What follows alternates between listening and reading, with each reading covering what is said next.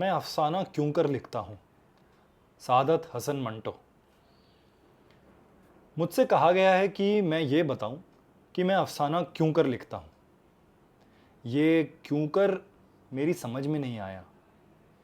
क्यों कर का अर्थ शब्दकोश में तो ये मिलता है कैसे और किस तरह।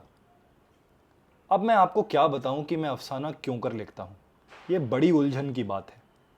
अगर मैं किस तरह को पेश नज़र रखूं तो ये जवाब दे सकता हूं कि अपने कमरे में सोफे पर बैठ जाता हूं, कागज़ कलम पकड़ता हूं और बिस्मिल्लाह करके अफसाना लिखना शुरू कर देता हूं। मेरी 3 बच्चियां शोर मचा रही होती हैं। मैं उनसे बातें भी करता हूं, उनकी आपसी लड़ाइयों का फैसला भी करता हूं और अपने लिए सलाद भी तैयार करता हूं। अगर कोई मिलने वाला आ जाए तो उसकी खातिरदारी भी करता हूं, मगर अफसाना लिखे जाता हूं। अब कैसे सवाल आए तो मैं कहूँगा कि वैसे ही अफसाने लिखता हूँ जिस तरह खाना खाता हूँ, गुसल करता हूँ, सिगरेट पीता हूँ और झक मारता हूँ। अगर ये पूछा जाए कि मैं अफसाना क्यों लिखता हूँ तो इसका जवाब हाजिर है।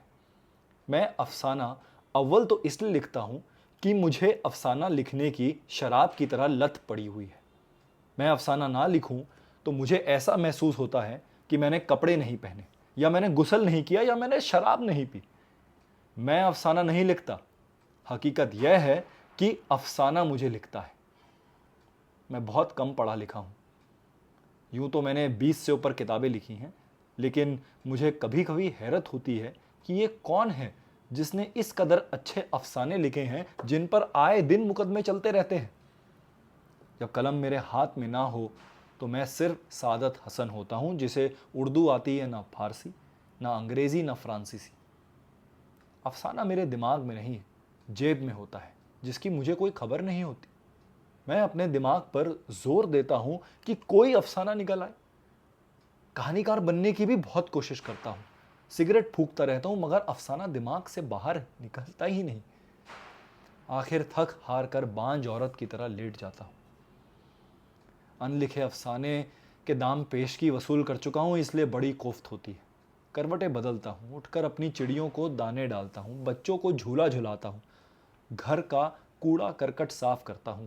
जूते, नन्हे मुन्ने जूते जो घर में जहां जहां बिखरे होते हैं उठाकर एक जगह रखता हूं, मगर कमबख्त अफसाना जो मेरी जेब में पड़ा होता है मेरे जहन में नहीं उतरता और मैं तिलमिलाता रहता हूं।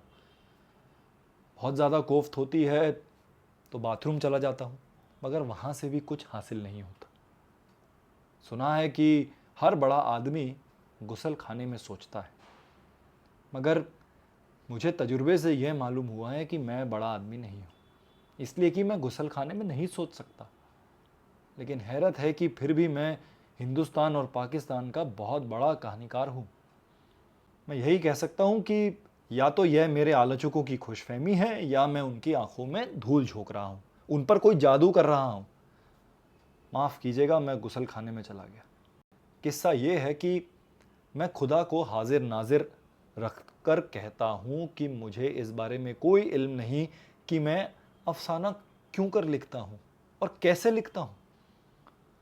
अक्सर ऐसा हुआ है कि जब मैं लाचार हो गया हूँ तो मेरी बीवी, जो संभव है यहाँ मौजूद है, आई और उसने मुझसे ये कहा, आप सोचिए नहीं, कलम उठाइए और लिखना शुरू कर दीजिए।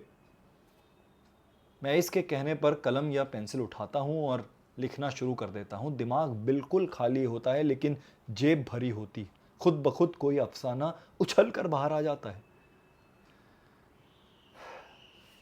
मैं खुद को इस दृष्टि से कहानीकार नहीं, जेब कतरा समझता हूँ, जो अपनी जेब खुद ही काटता है और आपके हवाले कर देता है। मुझ जैसा भी बेवकूफ़ दुनिया में कोई और होगा?